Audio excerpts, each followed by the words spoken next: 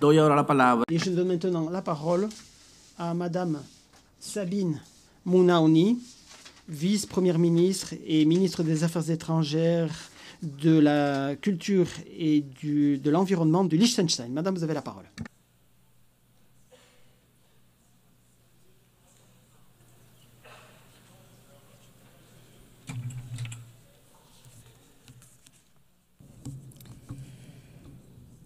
President, ladies and gentlemen, let me begin by saying... Excellences, mesdames et messieurs,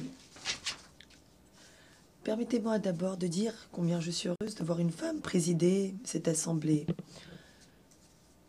Seulement pour la 5e fois dans l'histoire des Nations Unies et pour la première fois une femme de notre région.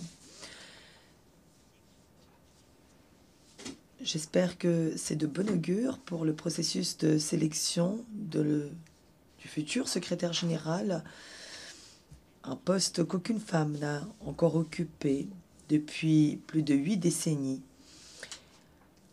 D'ailleurs, Madame la Présidente, c'est vous qui conduirez ce processus de sélection. C'est pour moi encore une fois un plaisir de faire cette allocution en tant que ministre des Affaires étrangères, la première fois pour moi, mais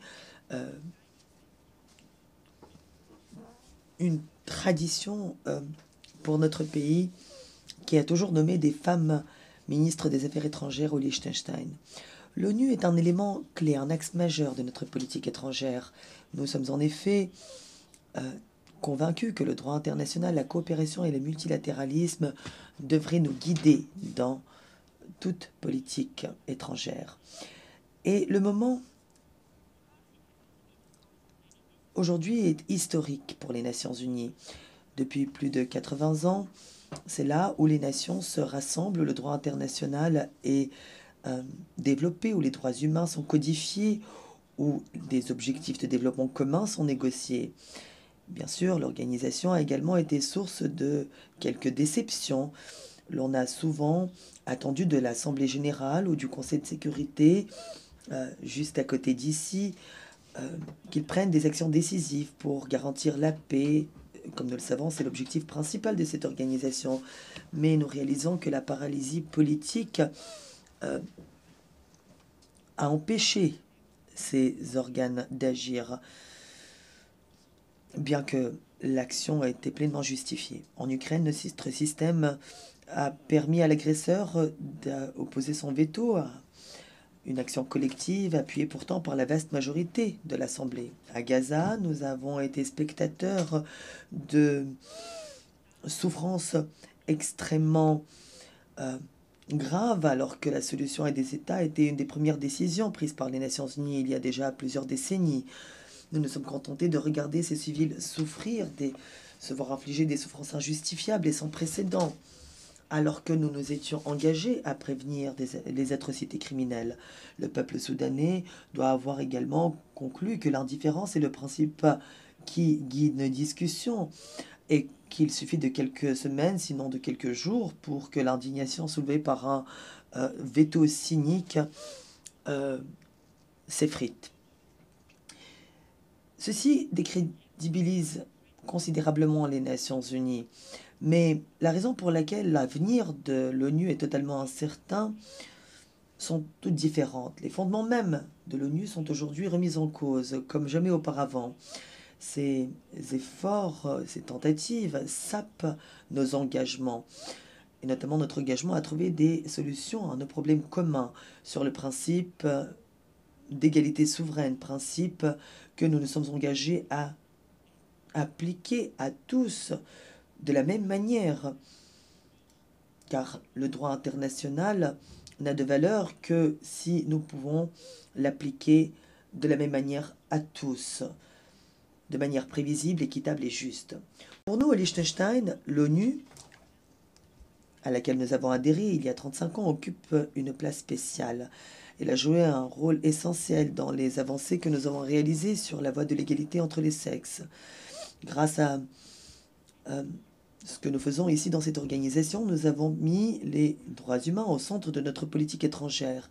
Les objectifs de développement durable sont aujourd'hui euh, reconnus dans notre pays et jouissent de l'adhésion de la société civile comme du secteur privé. La charte garantit notre souveraineté. L'ONU est également une fenêtre vers le monde et le seul lieu où on peut parler avec tout le monde. C'est une instance sans pareil pour la politique étrangère, où nous pouvons nous exprimer en tant qu'égaux, souverains. Nous l'avons fait avec engagement et enthousiasme, et je pense avec un certain succès. Aujourd'hui, nous avons le sentiment d'être liés aux autres États par des liens particuliers. Nous sommes de taille modeste, comme vous le savez, mais notre ambition n'est pas moins grande que celle d'autres États. Nous savons que le monde auquel nous aspirons doit être fondé sur des règles auxquelles tous peuvent adhérer. Et surtout maintenant, nous devons être plus unis que jamais pour préserver nos intérêts communs.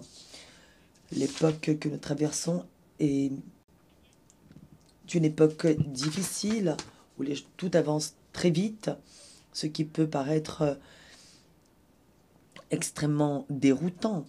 Nous avons conscience de l'importance du changement climatique, qui est la plus grande menace qui pèse sur nous, petits ou grands, où que nous soyons sur cette planète. Et pourtant,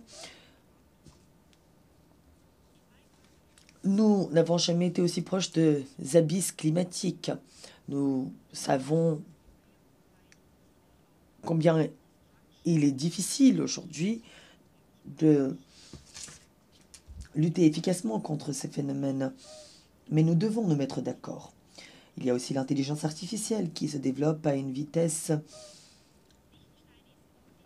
extrêmement importante, mais qui présente aussi des risques évidents pour notre tissu social. Si nous n'arrivons pas à nous mettre d'accord sur ces limites, sur des règles concrètes. Dans la région où se trouve mon pays, les priorités ont également beaucoup évolué ces 3 dernières années. Nous sommes préoccupés par la destruction de l'architecture sécuritaire européenne en raison de l'agression de la Fédération de Russie, mais nous sommes également déterminés à préserver nos relations commerciales. Le Liechtenstein connaît bien ces défis, comme tous les autres États de la région, mais nous sommes prêts à tout faire pour y remédier avec nous tous ici. Aujourd'hui, l'existence des Nations Unies est en jeu. C'est évidemment une observation qui donne à réfléchir, mais nous devons trouver les possibilités qui se cachent dans cette crise existentielle. Nous avons laissé ce système évoluer de la mauvaise manière. Aujourd'hui, l'inefficacité, la mauvaise gouvernance et le double emploi en sont des caractéristiques que nous ne pouvons pas nier. Le processus ONU 80 est une chance, par conséquent, une chance qu'il faut saisir pour rendre l'organisation plus efficace, plus souple, pour qu'elle puisse utiliser ses ressources de manière plus efficace et produire de meilleurs résultats. Lorsque nous avons adopté le pacte pour l'avenir il y a un an, le Liechtenstein avait appelé l'organisation à ne pas oublier son objectif principal, celui qui consiste à préserver la paix et la sécurité. Pour nous, nos députés, notre société civile, l'ONU est une organisation pour la paix. Nous devons trouver un moyen de la rendre plus efficace dans l'accomplissement de cette tâche. Si le Conseil de sécurité n'est pas en mesure de s'acquitter de cette tâche de manière responsable, en raison du droit de veto que peuvent utiliser les États membres permanents de ce Conseil, il faut agir ailleurs, à commencer par cette salle.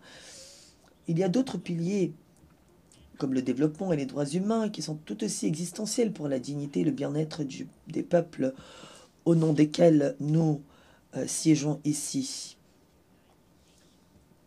Tout aussi important pour édifier des sociétés justes, pacifiques et inclusives.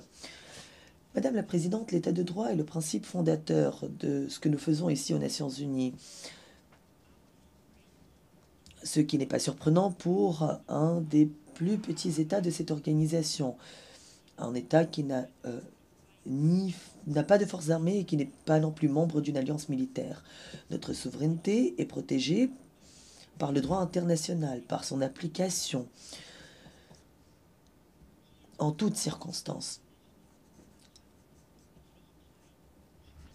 Évidemment, nous avons toujours soutenu les tribunaux internationaux, qui sont un outil indispensable de l'application du droit international.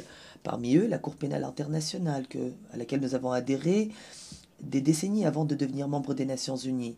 Le Liechtenstein participe activement aux procédures de la Cour. Nous nous réjouissons de voir que son travail reçoit une plus grande attention ces dernières années et que ses décisions sont respectées par de nombreux gouvernements. L'avis consultatif sur les questions du changement climatique récemment rendu est très important. Cette initiative trouve son origine dans un mouvement de jeunes militants pour le climat. L'idée était de demander à ce que cette assemblée l'entérine par consensus. Le Liechtenstein est fier d'avoir été parmi les États à avoir rédigé le texte de la décision.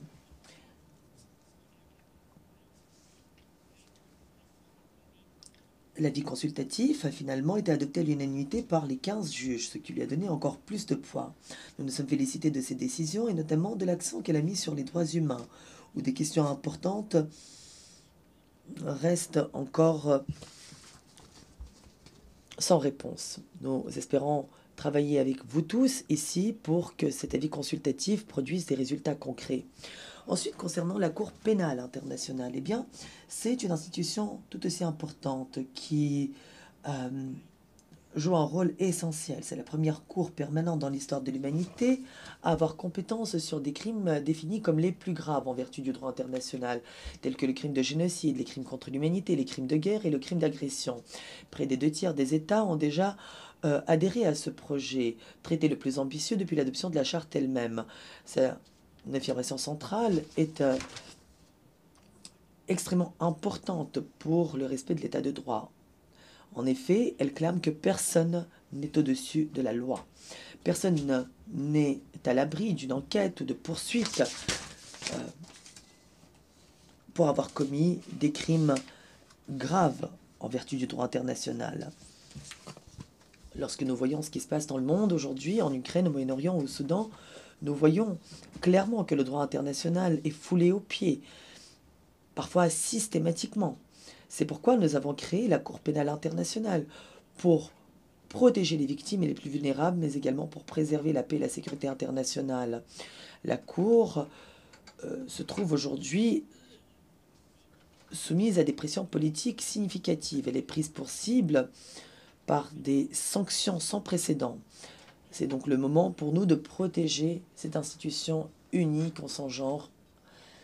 Nous pourrions par là déclarer de manière puissante que nous sommes engagés à faire respecter le droit international.